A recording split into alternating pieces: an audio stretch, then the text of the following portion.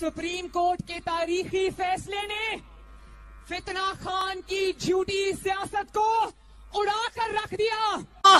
साजिश का सबूत पेश करने के लिए सुप्रीम कोर्ट से बेहतर जगह कौन सी है?